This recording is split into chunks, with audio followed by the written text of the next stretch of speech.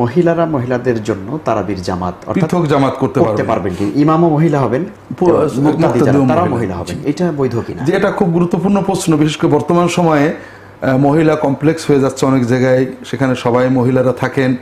এটা একটা জরুরি প্রশ্ন। মেয়েদের আলাদা জামাত, আমরা এই তো পূর্বে আলোচনা করেছি, মেয়েরা ছেলেরা পৃথক হবে সালাতে সিয়ামে, এটা ইসলাম এটা বলছে না।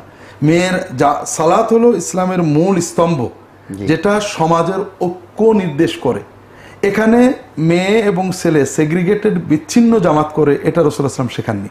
মেয়েদেরকে রাসূলুল্লাহ সাল্লাল্লাহু আলাইহি ওয়াসাল্লাম তার জীবদ্দশায় পৃথক জামাতের অনুমতি দেননি, মসজিদের মূল জামাতে আসার অনুমতি দিয়েছেন। এজন্য সাহাবীদের যুগে, তাবেঈনদের যুগে, সকল যুগে মেয়েরা মুসলিম উম্মার মূল জামাতে হাজির হয়েছেন।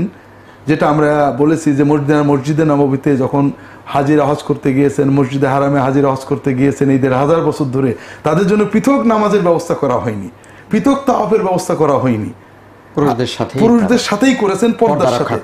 সহিহ বুখারীর একটা হাদিসের কথা মনে পড়লো। উমাইয়া যুগে একজন শাসক তিনি বলছেন যে মেয়েরা যে ছেলেদের সাথে পাড়াপাড়ি করে তওয়াফ করে, আমরা মেয়েদের তওয়াফটা বন্ধ করে দিই, নফল তওয়াফ বিশেষ করে।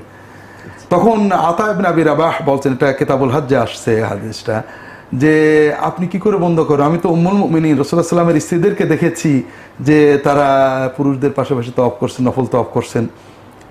তখন ওই শাসক প্রশ্ন করছে, যেটা আমরা সবাই করি, আমরা যখনই মেয়েদেরকে জামাতের কথা, জিহাদের শরীক হওয়ার কথা শুনি হাদিসে, তখন একটা ধারণা করে নি এটা মানসুখ হওয়ার আগে ছিল, এটা পর্দার আয়াত নাজিল হওয়ার আগে ছিল। তো ওই শাসক প্রশ্ন করছেন যে আপনি যে উম্মুল মুমিনিনদের দেখেছেন, এটা কি পর্দার আয়াত নাজিল হওয়ার আগে না পরে? তখন আতা ইবনে আবি রাবাহ তাবেঈ, উনি তো রাসূলুল্লাহ সাল্লাল্লাহু আলাইহি ওয়াসাল্লাম ওফাতের পরেই না দেখেছেন। উনি বলছেন আমি তো জন্মেছি পর্দার আয়াত নাজিল হওয়ার পরে, আমি তো দেখেছি পর্দার আয়াত নাজিল হওয়ার পরে। তখন ওই শাসক বলছেন আপনি কিভাবে দেখেছেন? তখন আতা বললেন আমি দেখেছি আয়েশা রাদিয়াল্লাহু আনহা একটা তাঁবুর ভিতরে ছিলেন, তিনি তওয়াফ করতে যেতেন, পুরুষদের থেকে আলাদা হয়ে, পাড়াপাড়ি করে না, একটু দূর থেকে তওয়াফ করতেন। একজন মেয়ে তাকে বলল যে ইয়া উম্মুল মুমিনিন, চলেন হাজার আসাদে চুমু খেয়ে আসি, পুরুষদের ভিতর দিয়ে চলে যাই। তখন তিনি বললেন তুমি যাও, আমি যাব না। তার মানেটা কি? যে রাসূলুল্লাহ সাল্লাল্লাহু আলাইহি ওয়াসাল্লামের সময় থেকে এ পর্যন্ত মেয়েরা পুরুষদের সাথেই তওয়াফ করেছেন, পুরুষদের সাথে হজ আদায় করেছেন, ওমরা করেছেন, নফল তওয়াফ করেছেন, নফল হজ করেছেন, সালাত আদায় করেছেন, তারাবি আদায় করেছেন।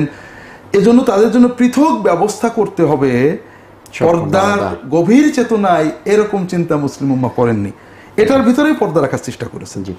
তো এজন্য উত্তম হলো মেয়েদের সাথে ছেলেদেরকে পর্দাসহ জামাতে তারাবির ব্যবস্থা করা। তবে আমরা মনে করি বর্তমানে অনেক মেয়েদের জন্য কমপ্লেক্স হয়ে যাচ্ছে, যেখানে শুধুই মেয়েরা থাকেন, শিক্ষা, আবাসন ইত্যাদি কারণে। তো সেখানে যদি মেয়েরা মেয়েদেরকে নিয়ে এইভাবে জামাত করেন, পুরুষ ইমাম জোগাড় করা বা পুরুষদের জামাতে যাওয়ার কোনো ব্যবস্থা না থাকে, আশা করি এটা বৈধতার ভিতরে থাকবে, অবৈধ হবে না। যেহেতু আয়েশা রাদিয়াল্লাহু আনহার একটা ইজতিহাদ রয়েছে, এটা হয়তো আমল করা যেতে পারে ইনশাআল্লাহ। জি, সাম্প্রতিক আমেরিকাতে একটি ঘটনা ঘটেছিল যে আমেনা ওয়াদুদ নামে একজন মহিলা, উনি নামাজের ইমামতির বিষয়টি, এবং সারা পৃথিবীতে এটা খুব শোরগোল সৃষ্টি হয়েছিল।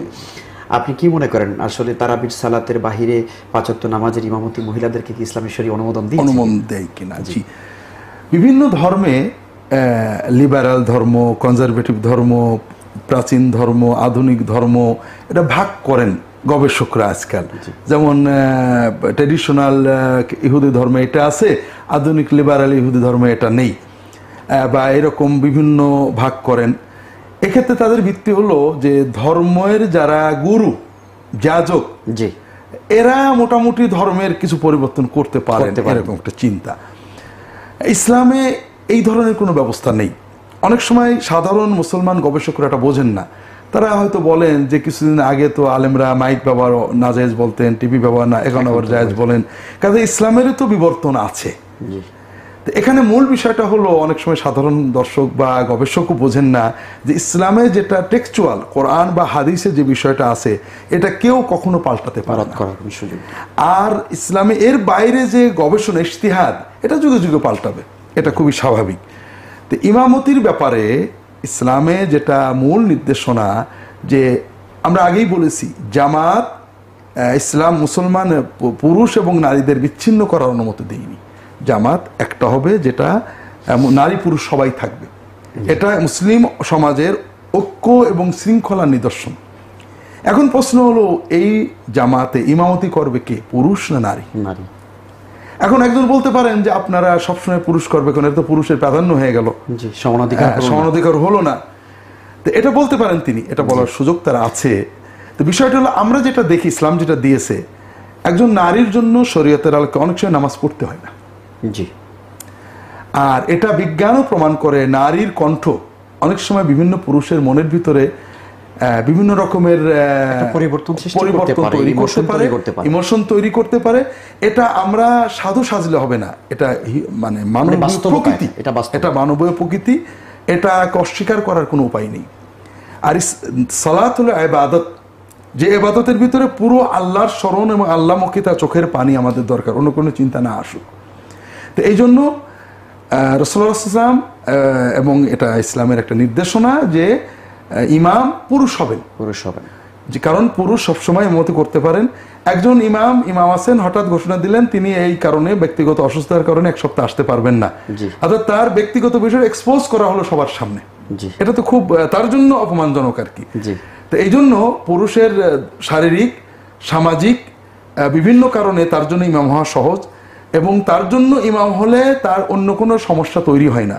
একজন নারী, মহিলা, মুসলিমা, তিনি মা হন, তিনি অনেক সময় দীর্ঘদিন ইমামতি করতে পারবেন না, বিভিন্ন সমস্যা তার থাকে। এই জন্য ইসলাম পুরুষদের ইমামতিতেই পুরো সমাজ একসাথে সালাত আদায় করে ব্যবস্থা করেছে।